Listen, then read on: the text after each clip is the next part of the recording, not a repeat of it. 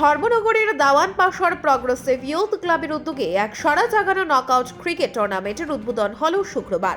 উদ্বোধক হিসেবে উপস্থিত ছিলেন বিধানসভার অধ্যক্ষ বিশ্ববন্ধু সেন, উপস্থিত ছিলেন পৌর নিগমের চেয়ারম্যান প্রদ্যুৎ দে সরকার, যুবরাজনগর বিধানসভার বিধায়ক যাদবলাল দেবনাথ, যুবরাজনগর পঞ্চায়েত সমিতির চেয়ারম্যান শ্রীপদ দাস, পিওয়াইসি ক্লাবের সভাপতি বিমল বিশ্বাস, এলাকার বিশিষ্ট চিকিৎসক ডক্টর তমনজিৎ নাথ, যুবরাজনগর আরডি ব্লকের ব্লক আধিকারিক সহ অন্যান্যরা।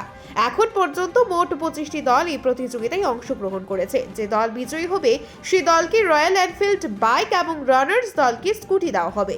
তাছাড়া ম্যান অফ দ্য টুর্নামেন্টকে ওয়াশিং মেশিন পুরস্কার স্বরূপ দেওয়া হবে। সেমিফাইনাল এবং ফাইনাল ম্যাচগুলি দিবারাত্রি করার পরিকল্পনা গ্রহণ করা হয়েছে। ধর্মনগর ক্রিকেট স্টেশনের সভাপতি দিলীপ ধর উপস্থিত থেকে ম্যাচগুলি কোন কোন নিয়মের আওতায় চলবে তা নির্ধারণ করে দেন। এদিকে উদ্বোধন করে উদ্বোধক বিশ্ববন্ধু সেন বলেন, খেলাধুলা এবং মানুষকে মাঠমুখী করতে পারলে একদিকে যেমন ড্রাগসের কবল থেকে যুব সমাজকে রক্ষা করা সম্ভব হবে, তেমনি মোবাইলের প্রতি আসক্তি থেকে দূরে সরানো সম্ভব হবে। 1 মাস হয়ে গেছে ধর্মনগরে খেলো ধর্মনগর প্রতিযোগিতা অনুষ্ঠিত হচ্ছে। বিকেল ঘুরিয়ে সন্ধ্যা হলে প্রত্যেকেরই মাঠে যাওয়ার প্রতি একটা আসক্তি বেড়ে গেছে। কিছু সংখ্যক মানুষ খেলাধুলার পরিবেশকে নষ্ট করার জন্য পরিকল্পনা নিয়ে উঠে পড়ে লেগেছে। এদের পরিকল্পনাকে কোনোভাবেই সার্থক করতে দেওয়া হবে না বলে তিনি জানান।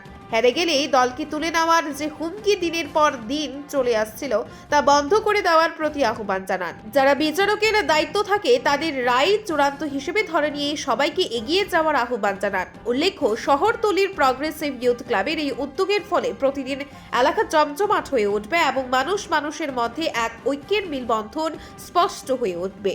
দুটো গেমের মধ্যে আউট অফ 3, দুটো গেমের মধ্যে 1-1 হয়েছে। এক জিতেছে 1 গেম, ওয়াই জিতেছে 4 গেম।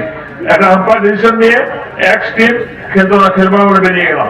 আমি আমার চেয়ারম্যান শঙ্কু এবং আমার সামল গিয়ে বললাম, না খেলে যখন মাঠে বেরিয়ে গেছো আর খেলতে হবে না, এই টিম ওয়ার্ক পাবে। ওই টিমকে আর কোনোদিন ধর্মনগরের কোনো টিমে যেন তোমাদেরকে প্লেয়ারকে না দেখি, এটা ধর্মনগরের অভিশাপ। আমি একটা সিদ্ধান্ত মেনে নিতে না পারলেই আমি খেলতাম না, এটা হয় না। This is not sportsman spirit. এটাকে আমরা যখন টিভিতে দেখি প্লেয়ার টিম 3 বছর সাসপেন্ড হয়ে গেছে, না আমরা যখন টিভিতে দেখি যে কোনো খেলা, আইদার ফুটবল বা ক্রিকেট, এটা কি খেলা বন্ধ হয়ে যায়? হয় না। সেই আম্পায়ারও, ক্রিকেট আম্পায়ারের দেখা যায় এলবি হয়েছে, আমরা রিপ্লেতে দেখছি আমাদের মনে হলো এলবি হয়ে গেল, আম্পায়ার কিন্তু রিপ্লে থেকে বলছে না এটা এলবি হয়নি, আম্পায়ার থেকে চুরি করে দিল। আমরা সে মেনে নিতে পারি না, কিন্তু দর্শককে সেখানে মানতে হয়। এটা নিয়ম, এটা রুলস। এটা যদি সবাই মানার মতো প্রবণতা থাকে তাহলে অগ্রগতিটা ত্বরান্বিত হবে। সবাইকে আমি আবার পুনর্বার শুভেচ্ছা ধন্যবাদ জানাই, উদ্যোক্তাদের আয়োজককে ধন্যবাদ জানিয়ে আমি বক্তব্য শেষ করলাম। নমস্কার, ধন্যবাদ।